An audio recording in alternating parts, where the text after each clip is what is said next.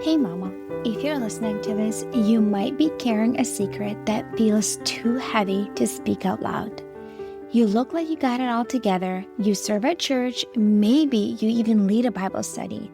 You smile when you drop off the kids, but no one sees the other side of you, the one that comes out behind closed doors. At home, you are a completely different person. You yell, you explode, you scream at your kids, sometimes in their face. You tell them to shut up. You grab them too harshly. You throw things across the room. You smack them in anger, twist their ears, spank them in rage, and immediately after, you are hit with a tidal wave of shame. You cry alone in your room and you whisper, "God, what is wrong with me?" You feel scared and disgusted by your own reactions. You're terrified that someone might find out. You wonder if your kids would be better off without you. You feel unworthy, broken, and too far gone to be redeemed.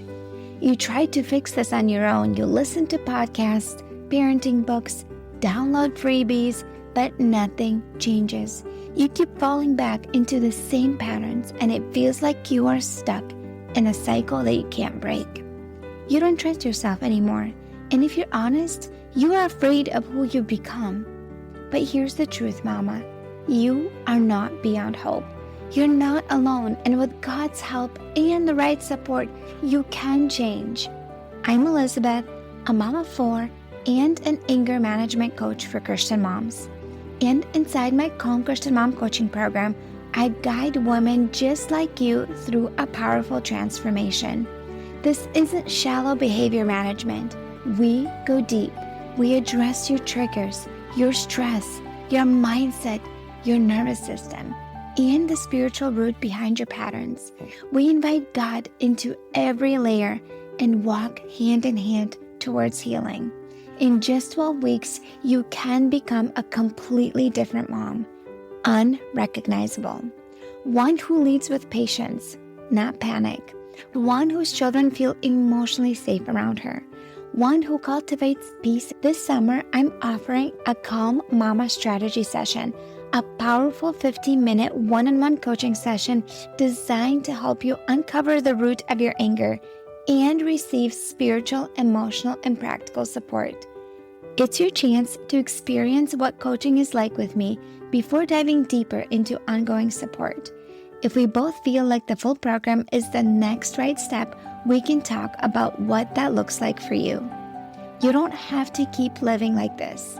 Your family is worth healing, and so are you.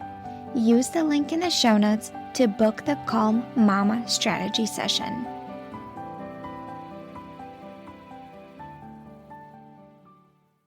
Okay, I absolutely had to share with you how my morning went today with the kids. Deep breath. I think I can laugh about it now, but in the midst of it, it wasn't so funny to laugh about because our whole morning was really chaotic because of something that my kids did. And so I did everything on my part for the morning to go smooth as possible. But here's the thing. I got my kids breakfast and I went into my room to get changed. My second son comes in and he's like, "Hey mom, Ethan owes me $10, but he doesn't want to give it to me." I'm like, "Okay, what happened?" He's like, "Ethan, the oldest, he's 11 years old, and Matthew is 8 years old." And he's like, Matthew says, "Ethan told me that if I step on a booger on the floor, he will give me $10. I stepped on a booger, and now he does not want to give me the $10. I'm like, oh goodness, for Pete's sake. I come out and I say, "Ethan, did you tell Matthew that you're going to give him $10 if he stepped on a booger?" Ethan's like, "No, I said 10 cents. I could see that he was lying. And then Philip is almost 6 and he was sitting there. He was just observing. And I said, "Philip, what did Ethan say? Did Ethan say $10 or 10 cents? Because Matthew is confident it is $10 because Matthew would not do it for 10 cents. My Matthew he's probably going to be an entrepreneur. He's so good with like figuring easy ways to earn money. So he would totally do this." And so Philip is like, Ethan actually said $10. So I look at Ethan again. I'm like, Ethan, are you lying to me? Did you say $10? He's like, well, I don't really remember. Okay, I know he said $10 if he phrased it like that. I said, you know what, Ethan? Take off $10 off your chore chart, $10 that I owe you, and shift it over to Matthew's, chore chart and add $10 there. So Ethan did that, but he was not happy about it. I think he was more frustrated with himself that he got himself in this mess. And we've told them before not to have competitions and agreements like this because it's really silly because they end up saying something to their sibling does it, and then they're like, oh yeah, I'm not going to pay you. I was just kidding. And it's like, no, if you said you're going to pay him, you should pay him. And especially if it's like something reasonable. Obviously, if he's at like $100 or $1,000, you can't do that. But anyways, so Ethan is kind of frustrated with himself and he just like shows a nasty face to Matthew. And then Philip goes to his room to get some socks to get dressed and out the door. Well, guess what? Philip cannot find his socks. I accidentally put him in Matthew's clean laundry basket. So Philip thinks Matthew did that. So he's all upset at Matthew and now he's screaming and yelling at Matthew and freaking out. And he's chasing Matthew around the house in a circle. So I finally stopped Philip. I'm like, hey, what's going on? He's like, oh, he took my socks. He, they were in his basket. I said, hey, I did that by accident. When I brought the clothes in there, it was dark at night. I mixed up the baskets. Everything is okay. Just take the socks. Matthew goes out of the garage and into the car. As he was heading in there was a big pathway without anything on the ground. Somehow he went next to Ethan's bike and he dropped Ethan's bike or pushed it or whatever he did on purpose, maybe because Ethan showed him a face earlier. And so maybe he was dysregulated and he did that. He gets into the car. Ethan is obviously watching all that play out. He gets really mad. And Ethan is my preteen. Lately, there's been lots of attitude and disrespect coming out. Maybe if you have a preteen boy, you might relate.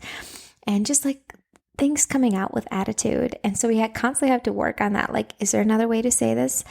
And so Ethan is rude and disrespectful to Matthew and tells him to go back and pick up the bike. Matthew just shows a face at Ethan. Ethan gets upset with Matthew and shoves his backpack that Matthew was wearing in his, as Matthew was getting into the car. And Matthew was holding a plate with his bagel that had jam on it. Well, guess what? Matthew drops the bagel with jam, jam side down in the car on the floor. And now he can't eat it. And so he's super upset. He comes into the house and he's like screaming and saying, Ethan pushed me. He made my bagel fall on the floor. And I'm trying to get Philip out the door because Philip is still upset about the socks and the baby's already strapped in the car. Oh my goodness, all of this is happening within like literally 3 minutes. All of this is playing out. I get in the car and I'm like, let's all buckle. And on the way to school, you guys can share your sides of the story. And I'm like, okay, who did what wrong? Where did you go wrong? What you could have done differently? What did you do wrong? What you could have done differently? But my goodness, in 5 minutes, like this whole morning got so chaotic because of a booger that was on the ground. And my oldest thought of an idea, funny idea, to get his middle brother to step on a booger and like told him he'll pay him $10. So if your morning was a little bit chaotic with the kids, I can relate. And I understand what it's like when you do everything you can from your perspective and the kids still, make their own choices and things can go a little silly and crazy. It's funny to talk about it now, but in the heat of the moment, when you're rushing out the door and trying to get into school on time, it's not so funny. Hey friend, I wanted to share with you something exciting. I'm doing a flash sale for my birthday this month. So for the next few days, you can get one of my courses for half off. Normally it's $99. Right now it's $49. So you want to be more patient and calm with your kids, but you feel like it's so hard and you wake up reacting to your days. So much frustration on a daily basis. Listen, my course, Emotionally Healthy Mom, will teach you how to get to the root of your stress, how to control your controllable stressors. I will teach you how to prioritize your needs without guilt and show you how to calm your nervous system and communicate your emotions and needs in a healthy way. Let's make motherhood a place you enjoy living in and set a positive example for your kids and not a place of survival and dread. So come into Emotionally Healthy Mom course so I can show you how to ditch the overwhelm, burnout, and stress so you can become a patient and calm mama. Link is in the show notes to sign up. The flash sale ends on April 10th. Okay, let's get into 10 ways to lower your stress today. I'm going to go through these pretty quickly. I won't go into super depth because I've had episodes that go deeper on this, okay? Ask for help. I've had an episode recently all about asking for help. And if you feel guilty, go listen to that episode. That one is specifically for you. When we ask for help, when we feel overwhelmed and stressed out, that reduces that overwhelm and stress, okay? Number 2 is say no to commitments that drain you. If you're overcommitted, if you're overscheduled, if you're stretched too thin, you will be stressed and overwhelmed and reactive. This is an action step that is in your control that you can do something. Say no to commitments that drain you. Number 3 is go to bed earlier. Sometimes that lines up with asking for help and saying no to certain commitments, saying, no, I'm sorry, we can't attend this event tonight because you don't feel well, or you need that break, or you want to go to bed earlier because sleep is that crucial for our stress. If you want the stress hormone to calm down, for that cortisol to calm down, you need sleep, okay? I'm talking about 6 to 8 hours of sleep, my friend, like good sleep, not a bunch of interruptions, okay? Number 4 is journal, brain dump. I call it emotional vomiting. If you ever feel super stressed out and overwhelmed, one of the things that you can do is take out a piece of paper. I have a journal that I keep, and you just emotionally vomit everything that's weighing you down, everything that's hard, everything that's frustrating you, everything that's annoying you, anything you need to do, everything that's in your mind, just get it down on paper. Sometimes it'll take you half an hour. You will feel so much lighter and better afterwards, okay? Number 5 is go on a walk and move your body, preferably outside, okay? Fresh air is really good for your lungs. Go on a walk. Right now, it's spring.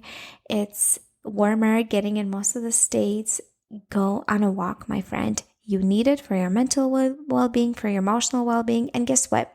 Another thing I do is I vent and have a pretend conversation with a friend or with my husband if I'm upset with him, or I have a conversation with God and I vent to Him as I'm walking. So I'm releasing stress in 2 ways, okay? Number 6 is eat some nutritious foods. Sometimes when we're stressed out, we don't eat. We just kind of like neglect some of our needs and we just go all the time. Say no to something, to a commitment. For your mental and emotional well-being, just say, I love you. I can't show up for this thing. I know I said I'm going to show up, but I have too much on my plate right now and I have to say no, okay? Say no. And you can either go and buy yourself something good, or you can make, if you enjoy cooking, make yourself a nutritious meal and actually slow down, sit, and eat. And if it's nice enough outside, go sit outside. Look at the birds. Listen to, to the wind and just be without your phone. Our phones are so distracting. Leave it in a different part of the house. You know what? I've actually done this. I've done this with my kids. When my husband is working late hours and he's not home, sometimes we would even done this together. We will give our kids some food. We will turn on some screens for them. By the way, I know it sounds like my kids watch a lot of screens. They don't, I promise. I just use it in times that I need it. I try to avoid having them watch screens until I actually need them for my own mental sanity. But sometimes I will turn on screens for them while they eat dinner, because then they're just sitting there nice and quiet. And I will grab my food and I will go eat on the porch outside with my husband or by myself if he's not home. And just literally in Florida, it's actually nice most of the year, except summer, it's super hot. But you just look at the trees, listen to the wind, listen to the birds, or just sit there in silence. I don't know where you live, but maybe that is something that you can do. Okay. Number 7, set a 15-minute timer, 10, 15 minutes, and clean an area of your house that is small but really annoys you and that is cluttered. One of them could be like your nightstand or your junk drawer. Those are some like easy ones, or your, bathroom drawer. Those are some easy ones that you can do. They're not a big space, but when you clean it up, it's going to make you feel so much better. Or like a sock drawer or underwear drawer. Something you use every day, or like bathroom counter. Just clean up, throw away stuff that's expired or you're not using, or just put things away and where they belong. Because sometimes we leave things out, and just declutter and make it look neat and tidy. You're going to feel better. Okay. Number 8, get together with a friend who you trust and open up about life, your struggles, or just get together and have fun. And just go out to dinner or go on a walk, or just hang out with a friend. As moms, I feel like we don't really do that. As we just kind of lose ourselves, and we just kind of let go of friendships. We do everything for our kids, but not for ourselves. And listen, I moved across the country and moved here barely knowing anybody. I make the intention of actually reaching out to people and be like, hey, do you want to get together? I literally am getting together with somebody I recently met, and I'm getting together with her this week, and we're just going to grab a smoothie and we're going to walk around the park. I said, hey, I'm new in town. I know you live in this area. I've, chatted with you at this event for a minute. Would you like to grab some coffee or something and just walk around in the evening? Now it's nice here in Florida. You could go somewhere else with a friend, wherever you live, but get together, something that's going to be life-giving and fill you up, fill your soul. And guess what? Sometimes you're the one that needs to initiate it. And if one friend says no, go to the next one. I know that when I lived in Minnesota, sometimes I just had evenings where I'm just like, I'm in a funk and everything just feels blah. And I would reach out to a few of my girlfriends. I'm like, hey, are you busy tonight? Do you want to go grab something to eat? I'll ask my husband for help, and I'll ask him to be home with the kids. And then I would reach out to a friend and be like, hey, do you want to go grab some coffee, or just go get some appetizers, after 9 o'clock, and just hang out?